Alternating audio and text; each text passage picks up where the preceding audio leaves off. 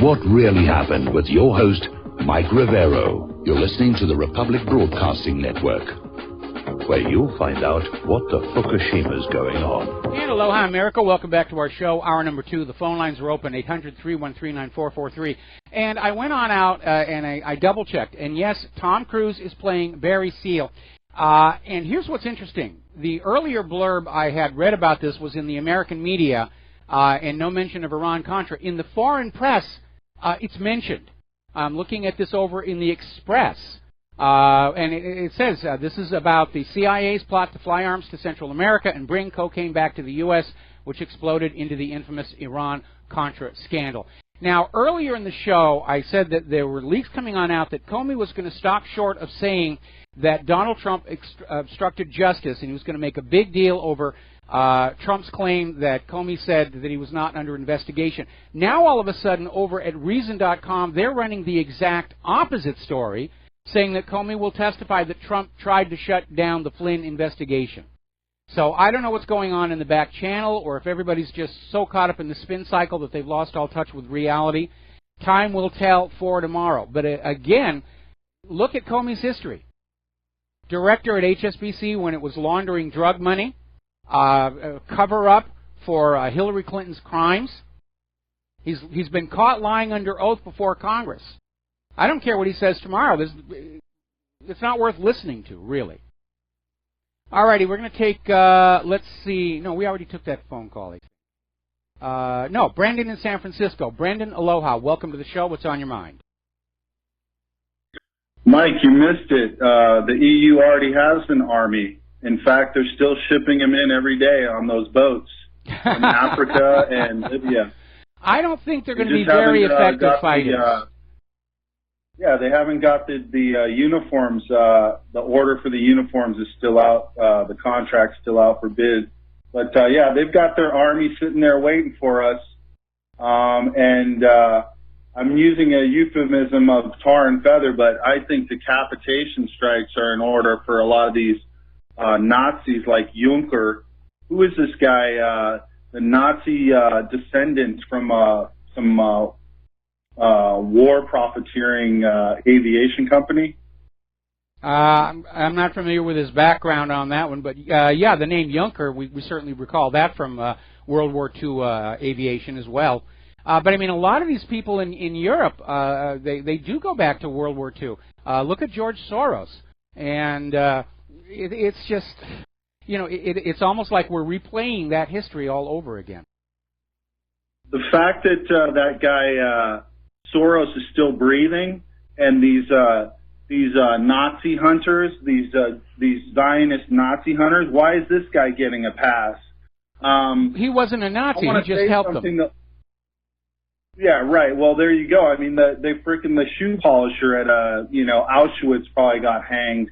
But to all our brothers and sisters from India and China, we need you guys, man. This whole divide and conquer thing, we can't let it work. We have to get it together, people, and just freaking focus on the true enemy of the states and call these fools out. Where's our Navy SEAL guys, our buddies that we need? We got to get it together, people. Thanks, Mike. All right, thanks an awful lot. We're going to let you go here. Now then, interesting little development here. Story that came out of Russia today. Now, again, going back to when Russia took control of their central bank and sort of changed the rest of the world's attitude about them, we have been seeing the U.S. trying to drive a wedge between Russia and the European Union. And that was certainly very obvious and visible under Barack Obama.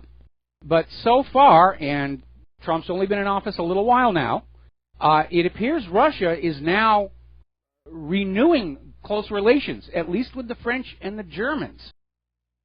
And so, again, we're seeing this this pull where the U.S.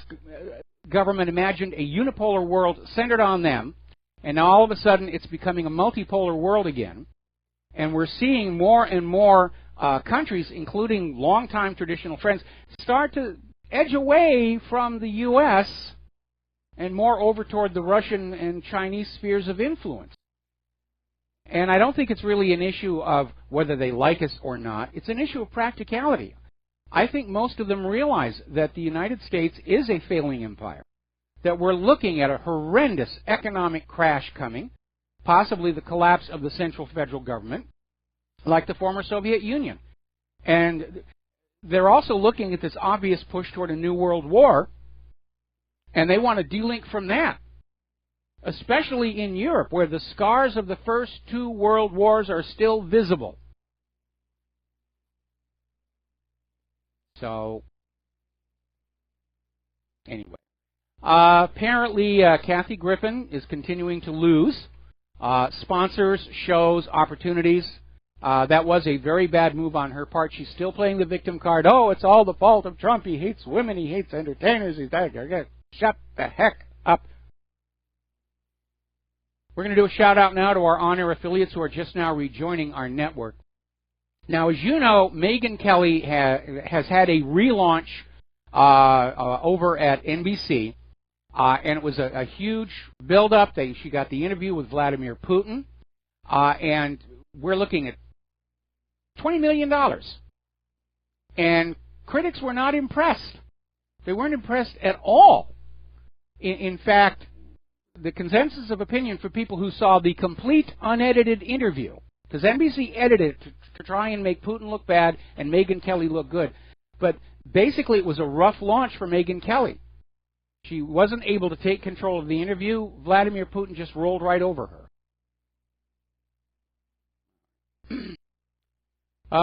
Let's see. We already talked about Dennis Montgomery and his monster lawsuit against the FBI. Let's talk about the economic news for a little bit. Story coming on out from goldcore.com. Gold breaks the 6-year downtrend on safe haven and a 50% surge in Chinese demand. Now, we have been hearing over the last several months how it is constantly being confirmed and reconfirmed and reaffirmed that the major banks have been conspiring to suppress the price of physical metals, gold and silver, in order to keep people from selling their stock portfolio, getting into metals, or emptying their bank accounts. They're trying to keep stocks looking very attractive relative to gold, even though in both cases there's a lot of rigging going on. But at some point the rigging has to break down, because right now everyone's talking safe haven.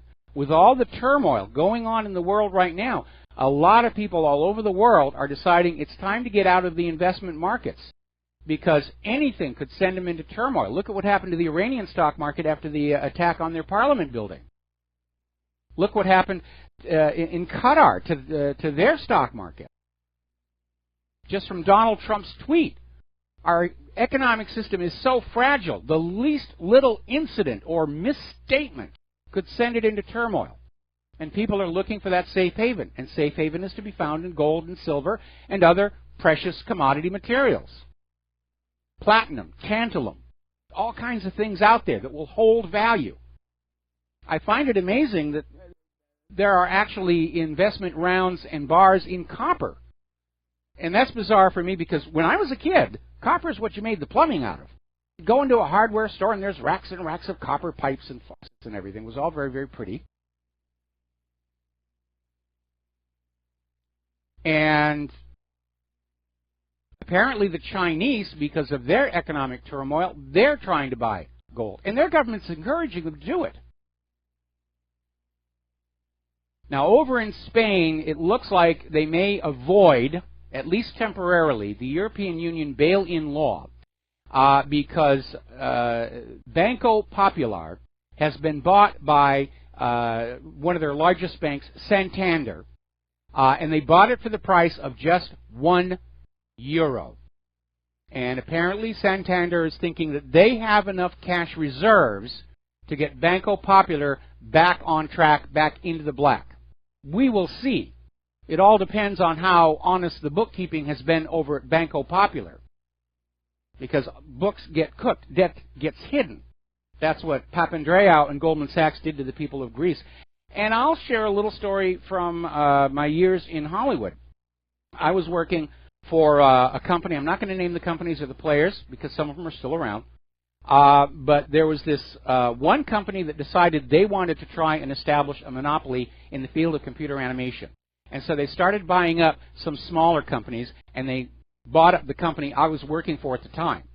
And the problem was that the books shown to the prospective buyer weren't accurate. They concealed a huge amount of debt that the company I was working for was carrying. And when the merger was done and the real books were revealed, the whole thing collapsed. It does go on. It happens all the time with businesses, with governments, with banks. So if Banco Popular's bookkeeping was not accurate, it could drag Santander down with it. Good news if you're over there in Colorado. Apparently Colorado has the lowest unemployment rate in the United States. Apparently their economy is booming due to the pot sales. Everybody's out there buying and selling pot and the pipes and the things and the grinders and whatever all else it is that you use with that stuff. So there's a little good sign there. Of course, the alcohol and tobacco people aren't too happy about it, but that's competition and evolution. Two things that are absolutely hated by the fascist economic dictatorship. Sears is still in trouble. Apparently, they're now saying that this year they're going to be closing a total of 250 stores. We don't have that complete list. There was a partial list that came out the other day. I still think they're probably going to close the one that's down here at the bottom of the hill. It is clearly not performing. And it doesn't really help that Sears bowed to pressure from Israel supporters, and they pulled a line of T-shirts, actually an entire clothing line from their store, which was based on Free Palestine or I Love Palestine. And it was on their website, and they got the usual complaints, and they yanked it, showing that they have no spine. Now, let me share something with you all about what the retail experience is supposed to be. A retail store, in order to maximize the potential for sales, will have a lot of different products that cater to different people's interests. When you go into the store, if you see something that you don't like, you don't buy it. You turn around, you find something you do like, and you do buy it. So for all those who were objecting to the Free Palestine clothing line at Sears, the proper adult rational response is to simply walk to some other part of the clothing department and find something that you do like. Not get out there and scream and cry so that the people who might want to wear a Free Palestine shirt are denied the freedom to do so. That's how adults would do. We live in an age right now where anybody feels if they whine and cry and scream and kick enough that they can decide what everybody else is going to see or read or hear. Seeing all these protests on college campuses. No, you can't have this speaker or that speaker. We have to have a safe zone. We need a day where whites are not allowed on the campus. We're descending into a mobocracy. And again, that's another parallel with what was happening to ancient Rome just before it fell apart, where the mob just demanded whatever they wanted, bread and circuses. And the government capitulated until finally the government collapsed.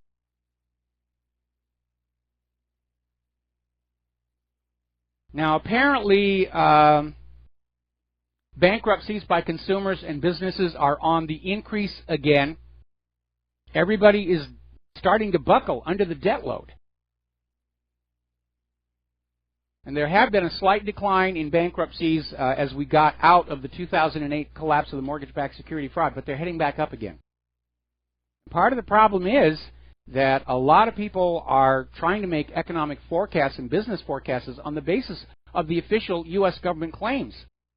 And they're not accurate. So, of course, they come up short in their business models. Now, as you know, the debate is still raging over the potential repeal and replacement of Obamacare. And Trump is trying to get back to that in the midst of all this other nonsense about Comey this and Russia that. And, of course, the health insurance industries, which expected to make huge amounts of money from Obamacare and didn't, they're dropping out of the program and clamoring for their promised taxpayer bailouts, they're hoping that the replacement for Obamacare will, in fact, work the way they wanted Obamacare to work. High insurance rates for everybody, high deductibles, health insurance companies making tons and tons of money. Because that's the new way commerce works in the United States of America. Now, when I was a kid, the way it worked is you would build a good product people wanted to buy, or you'd grow some healthy food people wanted to eat. And they would give you their money, and you would give them the product or the food, and everybody went away happy. Today, corporations will make things that are useless, even dangerous, and then scream for the government to force us all to buy the stuff. And that really doesn't work. Meanwhile, we are hearing, in the wake of that study that was done out in California, which said a single-payer system would result in everybody being covered and save billions of dollars every single year. More and more voters are now out there saying, yeah, we want a single-payer system. And, of course, the Democrats are out there. They want to preserve Obamacare. It's got his name on it. It was his signature accomplishment. But the voters are starting to say they want a single-payer system because it works in so many other countries. They want a health system that is really concerned about health and is not just another for-profit scam. Because this nation can't survive scammers any longer. We've run out of money. We've run out of resources. Scams are so prevalent, it's starting to shut the entire society down, especially in the area of computers. Okay, let's talk about Europe and immigration. There's a lot of stuff going on over there. And apparently the latest wrinkle is that refugees that are coming on into Germany, female refugees with children, are literally paying German men 5,000 euros to say they are the father of the children, which under German law means that the mother and the child cannot be deported. And apparently German broadcaster RBB did an investigation into this, and apparently German prosecutors have already found 700 men who went for this deal, and they are in a serious amount of trouble. Now, my question is, if these people are poor, struggling refugees fleeing a combat zone, how is it they happen to have 5,000 euros that they can bribe a German guy with? There is something that doesn't really make sense about. Now, up in Sweden, and we've been poking fun at their liberal government, their feminist government, and I'm hardly alone in doing that. Jeremy Clarkson, when Grand Tour was in Sweden, was making fun of the car-free zones and the bicycle paths. And we know that Sweden has just gone totally over the end on this open border situation, and we're not going to talk about all the problems refugees are causing. But apparently there is a surge of Euroscepticism taking place in Sweden that is basically becoming a major problem for Sweden's current government. And they're looking at possible major changes in their next election. In fact, the opposition is already saying this feminist, liberal Swedish government is already obsolete. It's out of touch with what's going on in Sweden today. And we're seeing that more and more across the European Union. And as I was mentioning earlier in the show, all over Europe, all over the United States of America, people are seeing this growing disconnect between what the TV tells them is reality and what they can see around them with their own eyes. Oh, unemployment's only 4%. We look out our windows, we see cracked pavement, we see retail vacancies, we see massive homelessness and hunger. We know what the real world is, and it is not being presented to us through those corporate media outlets. We're going to take a break for commercials, and we will be right back. Aloha, America. Welcome back to the show here. And still talking about Sweden, one of our members just posted this story to whatreallyhappened.com. And apparently there is a fad or a fashion, a trend going on in Sweden where women are proving their tolerance and understanding for the refugees by having sex with them. voluntarily. We're not talking about the rape issue where the women are literally going on out, finding a refugee, taking them home, and having sex with them. And those Swedish women, I remember meeting a few when I was working in Europe, but they're a lot more free about such things than the uptight Americans. But still in all, it does seem to be kind of going overboard on this political correctness issue here. And, of course, the danger here is that the refugees that are flowing into Europe and to the United States are carrying diseases, some of them sexually transmissible, some of them untreatable. And so I'm hoping that they're engaging in safe sex, but it's a risk to be doing that.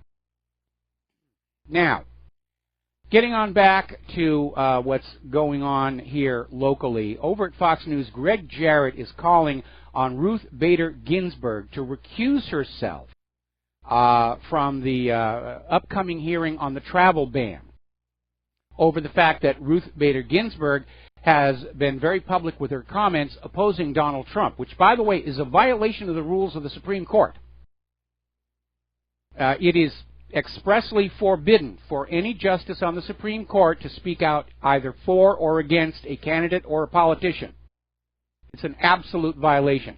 So Greg Jarrett is saying she should step down. The problem with that is, of course, it creates a potential for a tie vote.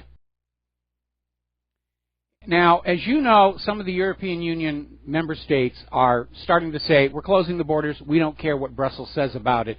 Latest poll from Poland, 71% of the people there want to ban Muslim immigration. They've just had it with all the crime, all the problems, and certainly the possibility, the increased potential for terror. I mean, if you look over at London, where their mayor is saying, just get used to it. This is the new normal. If you want to live in a nice town like London, you're just going to have to take the risk of getting blown up or stabbed. Now, do you remember a while back in Idaho, there was this horrible incident where 3 Muslim refugee boys raped a 5-year-old girl. And they were arrested. The media basically ignored the story because it makes the Muslim refugees look bad, and we can't do that, or George Soros will put away his checkbook. And they went to trial, and they weren't convicted, and then they were sentenced. And here's where it gets weird. The judge put a gag order on the whole case. He sealed the case. The parents of the victim are literally blocked from commenting on the sentence that was handed to these 3 boys. Nobody knows how long they're going away for, or even that they're going away at all. The parents are allowed to say that they're very disappointed in the sentence, but that's it. If they go into any details, they can go to jail for contempt of court.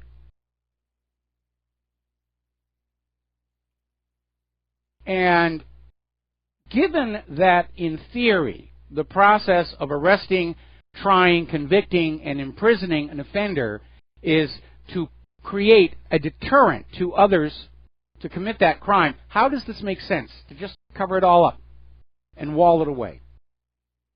And the answer is it doesn't. This is just more of that attempt to hide from you the terrible downside of that open borders policy, because George Soros wants a global government, and what George Soros wants, George Soros is going to get. There's never a large meteor when you really, really need it. Now, over at Judicial Watch, which is a tremendous organization, they have now filed a lawsuit against the University of California to end in-state tuition for illegal aliens. And because this is all being funded by the California taxpayer, and Judicial Watch is saying the Board of Regents of the university isn't the state legislature. They can't authorize illegal benefits like the tuition. More about this when we come back. Aloha, America. Welcome back to the show here. And before we get back to Judicial Watch and the University of California, we're getting this breaking story coming from Reuters. Iran's Revolutionary Guards are saying that the terror attacks that just took place in Iran were sponsored by Saudi Arabia. And apparently they've found evidence, or they've got individuals, and they're saying this is a deliberate provocation by Saudi Arabia along with going after Qatar. So, yeah, it looks like Saudi Arabia is getting ready to make a grab for Qatar and Iran at the same time. Now, getting on back to this Judicial Watch lawsuit.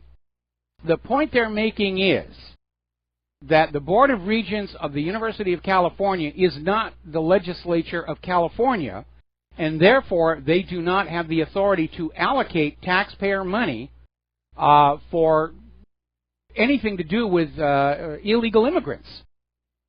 And they overstep their authority. More than that, it is, again, it's a Title VIII violation to aid and abet illegal immigrants.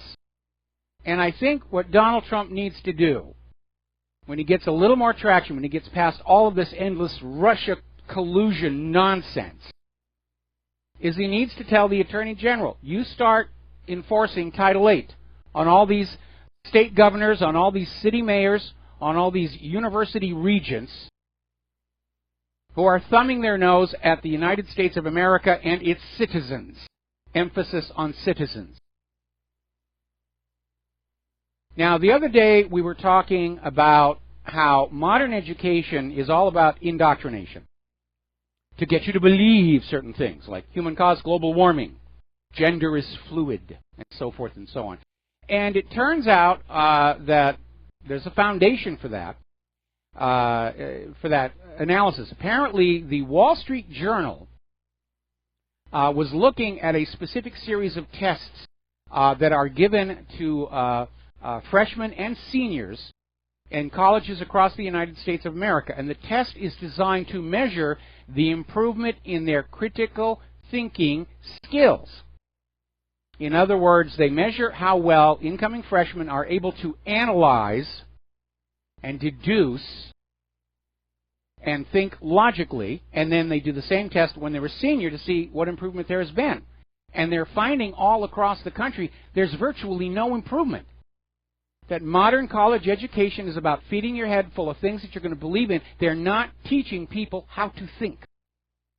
That's part of that dumbing down process. The government doesn't want you to think. They want you to believe. Believe we need to go to war.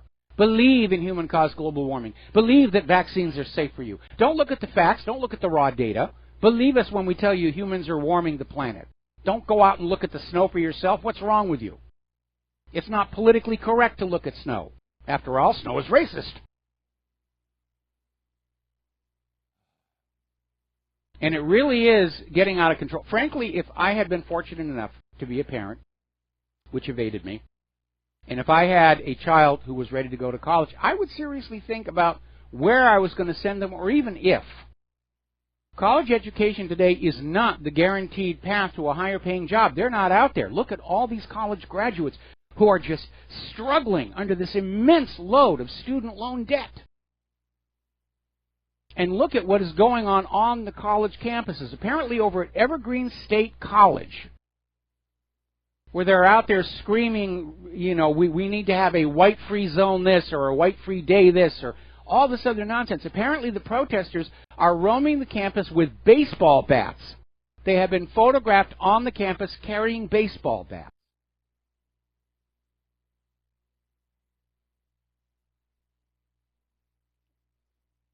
We are an empire in decline. The mob is taking over. Now, interestingly enough, more Americans died of drug overdoses in 2016 than there were casualties in the Vietnam or Korea wars.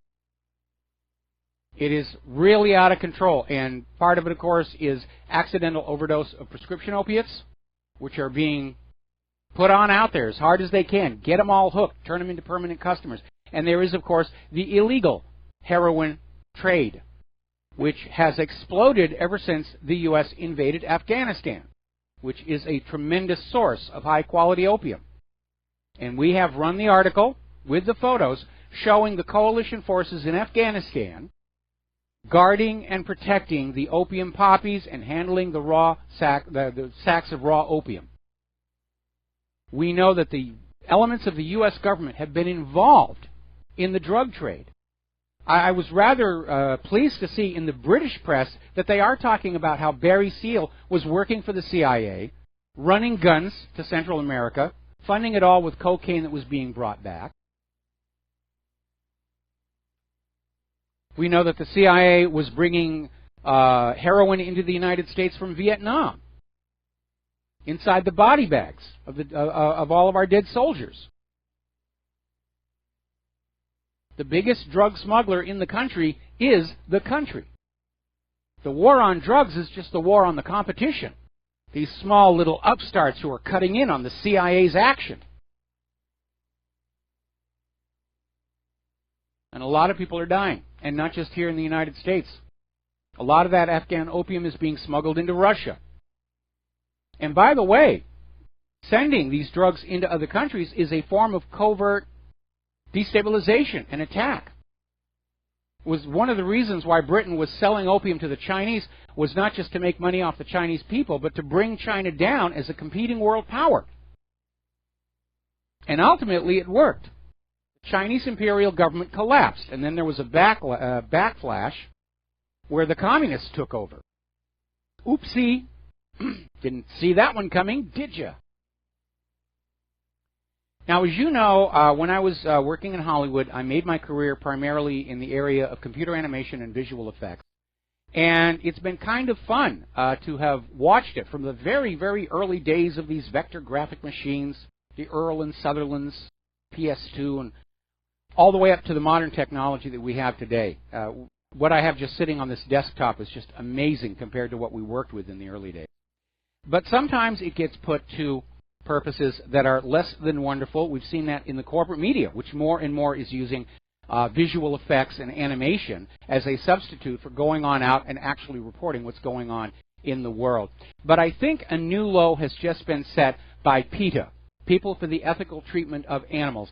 And they have produced a disturbing new video that supposedly shows a cat being abused at the hands of its owner. And apparently it's very graphic, it's very brutal, it's difficult to watch, and it is absolutely 100% fake.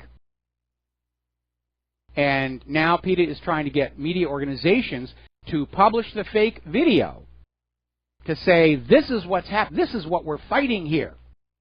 Please send us money. And it's a fake, it's a hoax. And it's certainly not what we wanted to see computer animation used for. But again, technology is neither good nor bad. It is all the people who are using it. To what ends are they using it? Same thing applies to firearms. Firearms are neither good nor evil. The people holding them are using them for good purposes or evil. Virtually anything that exists in the world can be used for a good purpose or a bad purpose. It's the people. It's not the technology. It's like Theresa May was talking about censoring the internet because of the London bombing. What about all the people who do good work on computers, who share information on subjects like health, or just information on their hobbies, or do their business online? It isn't the computers that are the problem. It isn't the internet that's the problem. It's the people who decide to take a technology and put it to evil purposes. You should be going after the people, not the technology. And speaking of which, apparently there is a new malware out there, and it's been found lurking in PowerPoint files, the PPTs, the ones that will just play when you click on them. And it doesn't matter if you have macros disabled on your computer, because apparently somebody found a way to install what's called a PowerShell script into this PowerPoint file, which is executed inside the link. You don't even have to click it. It's that pernicious. Now, the good news is most Windows users are not using PowerShell. And if you don't even know what I'm talking about, there's the normal command shell that comes on up, which is very limited functionality. PowerShell is a lot more like the Windows shell you would get on a Linux machine. It's got a scripting language. It's far more powerful command line interpreter. But a lot of people don't use it. And if you're not using it, you probably ought to turn it off, because apparently it can be used as an attack vector on your machine. And you can go to a search engine and just search for disable PowerShell on whatever version of Windows you are using, because it's a different trick for different whatever. You may not even have it on your system. Apparently it's an optional download from Windows. But if you do have it and you're not using it, you might want to think about shutting it off. And if you don't know how to get into the internals of your Windows machine, have your local geeky friend do it for you. But again, it's not the PowerShell that's the problem. It is the human being who sat there and said, ooh, I can use this to harm other people. And there is no question that malware and cybercrime are completely out of control, causing billions of dollars in losses. NSA can't do a thing about it. In fact, NSA is a big part of the problem. So is the CIA. They developed all these tools that got leaked out and now are in the hands of the cyber criminals. You know how government works. If they can't actually fix anything, they're going to pretend it's not a problem. I mean, how much coverage of Fukushima are you seeing on the corporate media right now? None, because they can't do anything about it. They can't tax you for it. They can't win votes with it. It's just not important. Story coming out of Blacklisted News. Apparently, it's been discovered through various Freedom of Information requests. U.S. police forces are now more and more automatically extracting all the phone data from everybody who's being arrested. They do it without a warrant. The claim by the police is the arrestees are consenting to the download. I'm not sure how much coercion is being applied, but they're just siphoning off all that data. Now, anybody who's going to be a real criminal or a real terrorist, they're not going to be using the cell phones, tablets, whatever. They're going to have other systems out there. I mean, look at how tiny these Raspberry Pis are. You could build a computer that you have your nefarious activities on, like your bikini photo collection, and you could hide it someplace where they don't even know it's there. Now, getting on back to Theresa May and her desire to craft a completely new Internet that is subject to government control and regulation, because, by golly, I don't like it when people are out there telling the truth about it. More and more people are coming forward to say it's not really workable, and in any event, the real criminals and the real terrorists are going to have their own systems. And Jennifer Arcuri, co-founder of cybersecurity Hacker House, pointed out any government backdoor weakens the security of an encrypted comms channel. And if you allow a backdoor for government, you have no idea who else is accessing or listening. And that, of course, has always been the argument. The biggest threat to your data is the government itself. And again, I refer back to this Asia-Pacific Economic Conference took place in Seattle back in the 90s. And it was a huge stink because it came on out that U.S. government agencies, on the taxpayer dollar, were breaking into the computers of the conference attendees. Had nothing to do with crime, had nothing to do with terror. They were committing industrial espionage. They were stealing business secrets from the various attendees to the conference and passing them on to Bill Clinton's cronies to give them an advantage in making deals and negotiations. All of which is illegal, and certainly not the business of the U.S. government's intelligence agency. Now, the other day we were talking about Spectrum Internet, which, by the way, still cannot seem to get their act together in terms of communication with the mainland. It's a little better today. It was terrible yesterday. And Spectrum has come on out saying they are not throttling Internet access. They're actually being sued by the state of New York, or they were sued by the state of New York, for not delivering anywhere near the advertised speeds. And it is a problem. We pay for 300 megabits per second download, and as of this morning, we're getting maybe 40. So you can see it's an issue there.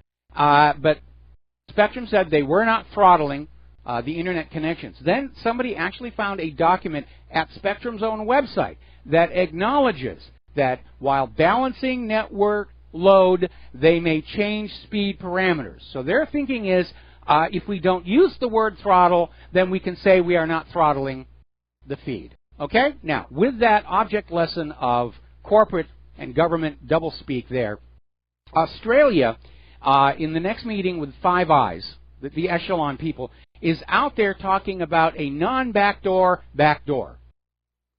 And it really is, it is a backdoor implemented at the Internet Service Provider level, but they're out there saying, well, no, it's not a backdoor. We're not calling it a backdoor. We're going to call it something else.